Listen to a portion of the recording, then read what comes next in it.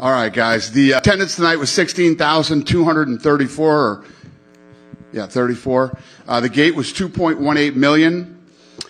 The fight of the night was Algeo and Brown.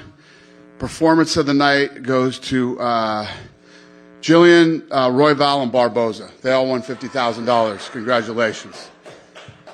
Oh, shit, he's in here. Congrats. Yeah, 50 G's, buddy.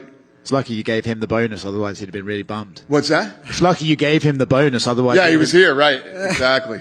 Another fight, another great Max Holloway performance. I'm curious, what did you think of his going out there? Yeah, I thought he looked good. He kept the pace and kept the distance, controlled the tempo of the fight. I think that Allen looked incredible. I mean, if you think about it, it's his first big night ever in a main event. Whole crowd's against him. And he came on too late. I mean, if he'd have fought in the fifth round, the way he fought in the fifth round, in the third round on, he would have had a better chance of winning the fight. Yeah. It is still good, though, for a young guy to be told, hey, you need to finish, and then he goes out in the fifth round and at least tries to do that, right? Right. I don't even want to get into that shit. But, yeah, I'm not a corner man or a coach, but, yeah, I think there should have been a sense of urgency earlier. But I'm not a corner man. So what do we do with Max now, right? Obviously, he's had the streak with Alex, and that's always a tough position to be in, to be a contender who's better than everyone else, but not as good as the champion, or you haven't beaten the champion. So what do you do with Max? Do you try and say, hey, look, we're going to find fun fights for you, or you're going to fight all the contenders? What do you do? I don't know. You know, he won tonight, and we'll see where he goes here. And like I say, he beat a young, super talented guy that, you know, could have fought a different fight had he stepped it up a little sooner. With Edson, a vintage knockout from him. I'm curious what you thought of his knee. What's the question? Edson's knockout. Incredible, yeah. Again, against a young. Look at how long Edson's been here, and you know, again, against a young, up and coming savage, and finished the fight the way that he did. Impressive. You gave her a bonus, but I wanted to point out Jillian Robertson, right? Because she's kind of quiet. I feel like she goes under the radar, but she taps girls. She doesn't go under my radar. I love that kid. Every time she fights, win, lose, or draw, she goes for it. I mean, she goes in there to fight. And, you know, she could have easily kept that top position, just kept dropping punches and elbows. No, she goes for the armbar, which is super dangerous. You know, to give up that position, a lot of people don't do it. They play it safe. She never plays it safe. She goes in there and she goes to war. She was on the bottom. She starts scrambling. Then she gets on the top. I mean, she's a tough woman to fight. I love watching her fight. I'm a huge fan of her. So she definitely does not go under the radar. You know, if you're a fight fan, every time she steps in there and you're a real fight fan, you know you're in for a treat. Win, lose, or draw. I don't know if you saw the first fight of the night, but the judge's decision was pretty controversial. I came in right as it was ending. I did miss the first fight of the night. And, we got a text from Mick that said, if this is how the judging is going to be tonight, we're in for a real shitty night. So, yeah, I missed that one. It was pretty bad. I'm curious, is there something you guys can relook at it and maybe, because, I mean, she loses half her money. And yeah, I know. It's tough to do. I don't know. I gotta look deeper into it. I don't know enough about it yet, but I do know that Mick agreed and said that. But a bunch of us didn't see it. Yeah, last one from me. In Newark, we lost Charles Oliveira versus Benil. Are you guys going to look to add something else to that card, or because we're working on it now? We're actually working on it tonight, and I just told Sean we'll get together on Monday and button this up. Could it have anything? Sean's like, I'll call you tomorrow. We'll get it done. Could it have something to do with Gilbert Burns? He's been tweeting that he wants on that card. So is Bilal. He's been blowing me up all day too. So probably. Okay. What's going on, Dana? How are you? The flyweight fight on the prelims, Brandon Royval got a win. He was in here earlier. He kind of made it sound like somebody from the UFC had told him that he'll be a backup fighter for the Brandon Moreno fight. Is that true? Yeah. Yeah, no, he looked good tonight, man. Were you pretty impressed with him? Very. I mean, I'm always impressed when that kid fights. He's incredible. And I knew that fight was going to be good. You just know. During this card, your heavyweight champion, John Jones, was tweeting quite a bit. I know you said that you guys hadn't really talked to him, and he wasn't really on social media. No. That was totally blown out of proportion. This is what you guys do. I say something, you blow it way out of proportion. I said all the build-up and all the lead-up to that fight, you know what I mean? All this John Jones, poof, and then he's just gone. You know, John just back into the thing. And then Stipe came out. I don't know what Stipe said, but it's like it turns into fucking drama.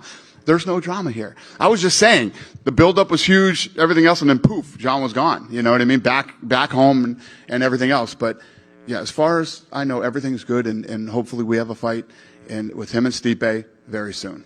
He kind of made it sound like it would be Madison Square Garden. Is that kind of the thought? Who did? John. That's where we'd like to do it. Yeah. So I guess John's back, huh? He hasn't disappeared anymore. He's back. It's so fucking easy to create drama in this fucking sport. It's insane. Anyway, yeah. Back in Kansas City tonight, a great crowd. This summer, I know you've mentioned Jacksonville is somewhere you're looking to go. I think you commented on Instagram about Boston as a potential city. Both, yep.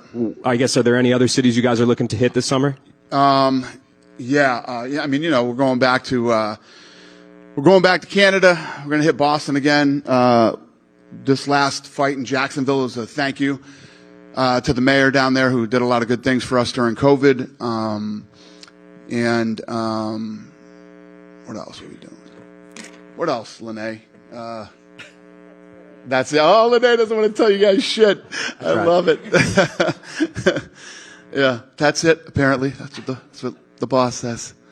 Last one from me. Nate Diaz came out the other day, and he said after his boxing match that's upcoming, he would like to have a conversation with the UFC again. Do you foresee a time that you guys could work something out and that there is any sort of future for Nate in the UFC? We love Nate. I don't know. We'll see.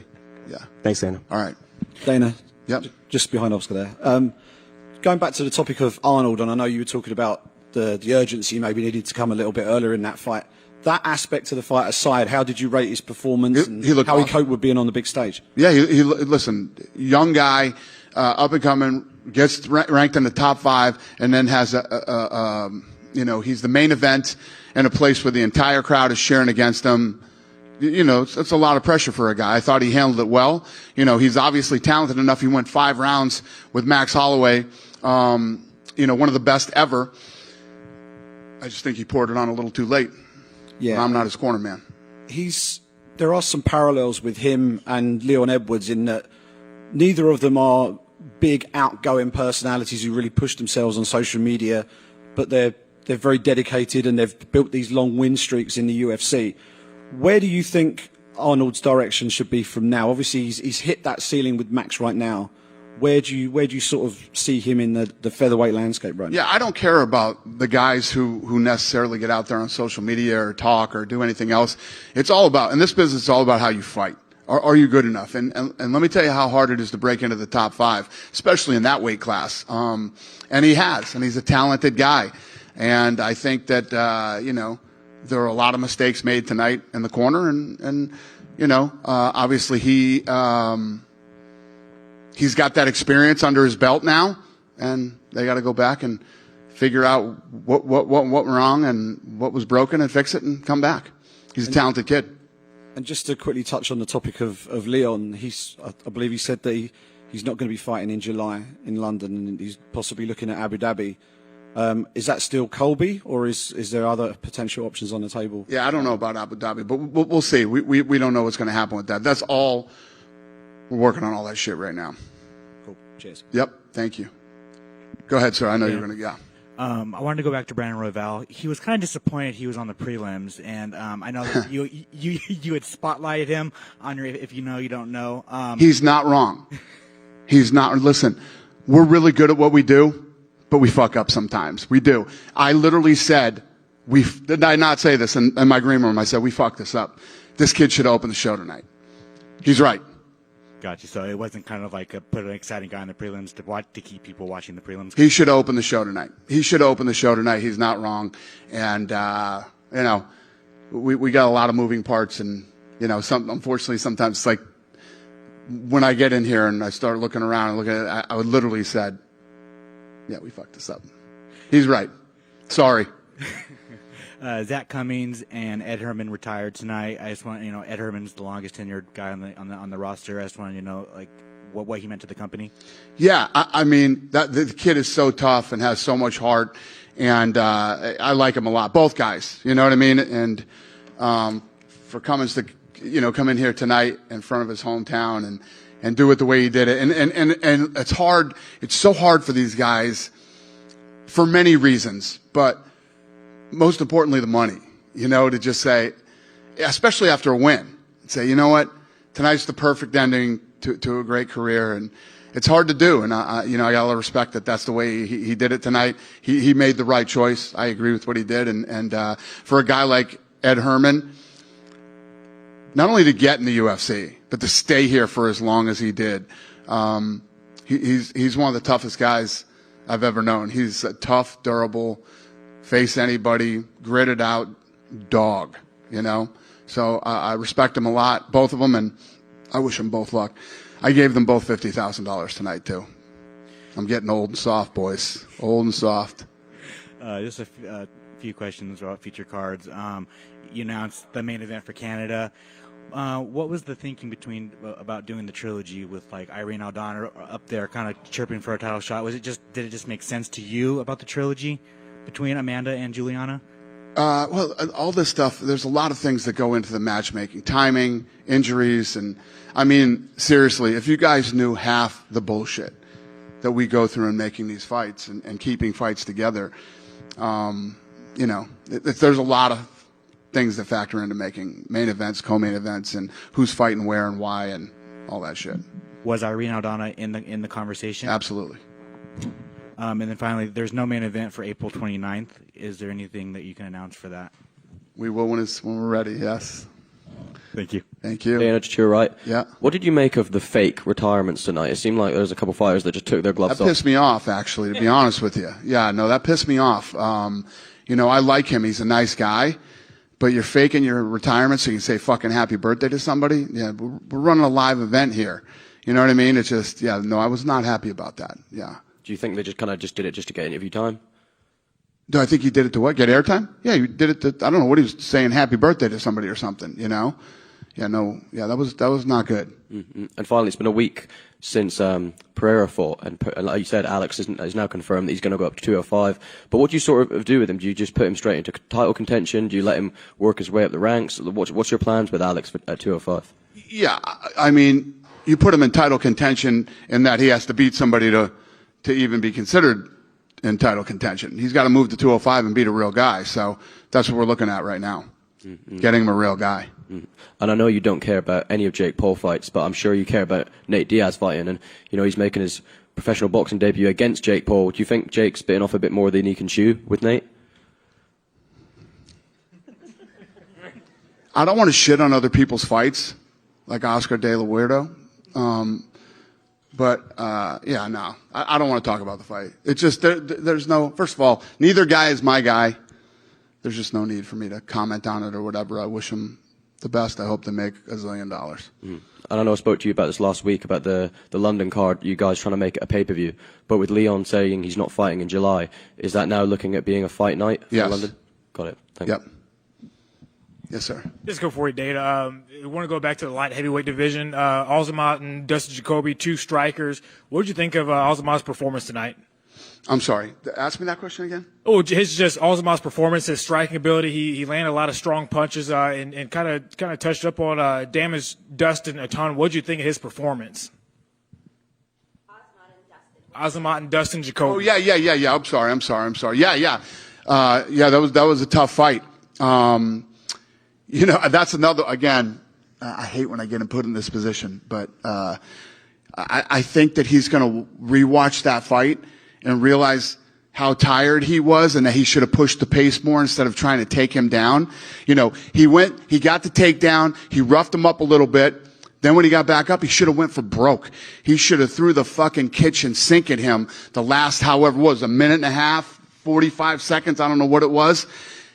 He's going to rewatch that fight and go, that was a winnable fight for me. I should have let it all go. But again, learning experiences for these guys. And when you're in a must-win situation, meaning you have to finish the guy in the third round, going for takedowns and pushing him against the fence and kneeing him in the legs, that shit is going to win you the fight, You have to get in there, and if you really want to dog it out and win, when you got a guy as tough as he is, that's tired as he was, go for it. You have a window of opportunity to try to win the fight. And at least when you look back on it, you can say, I gave it everything I had and I tried to finish the fight and I just didn't finish it. Just my opinion. I'm not a fucking corner man or a fighter.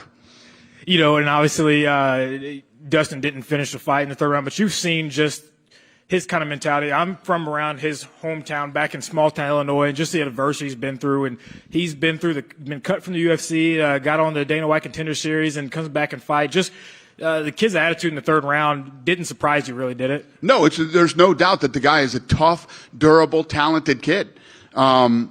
It just comes down to that last minute and a half, 45 seconds, that if he would have done it differently, we might be having a different conversation right now. And that's one of those things when you're a fighter, you go back with your corner and you start watching tapes, and I'm assuming you just go, fuck. I should have let it all go that last minute and could have had a totally different outcome. Thank you. Yep.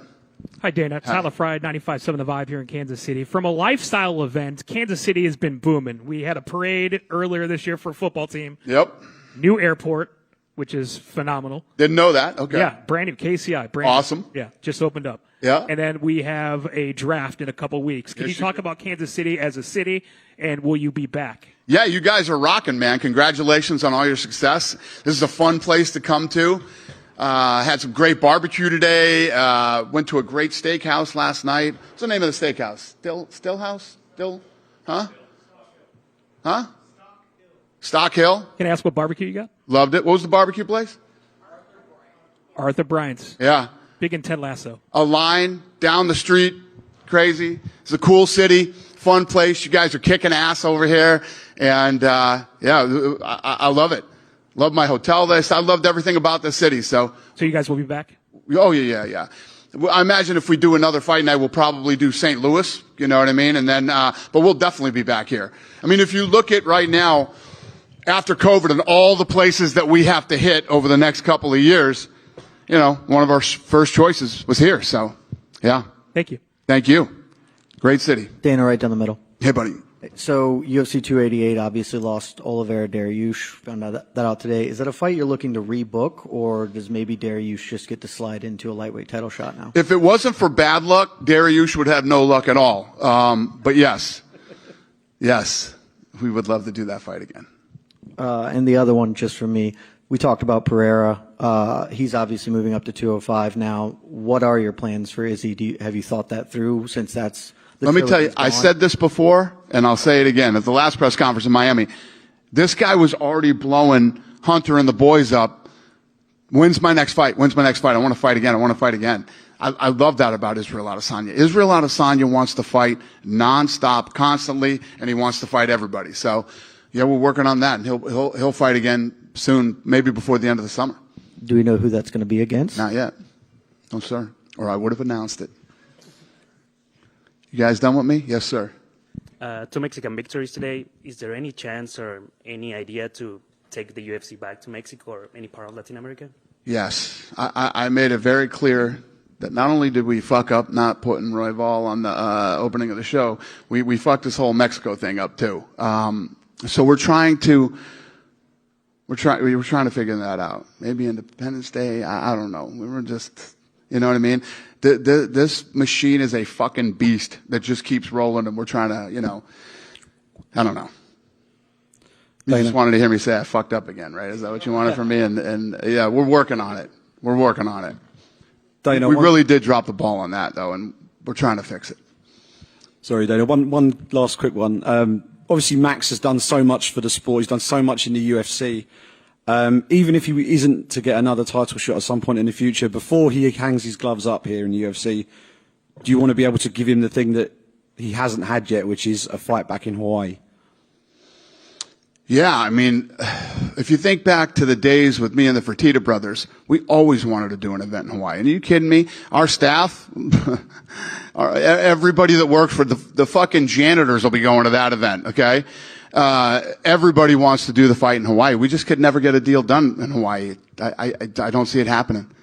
No. Yeah, I don't see it happening, unfortunately. And you hear me, man. We're going to Africa. We're going to places people would never imagine, but we can't get Hawaii done. Yeah. All right. Thanks very much. Yep. Have a great night, everybody. Thank you.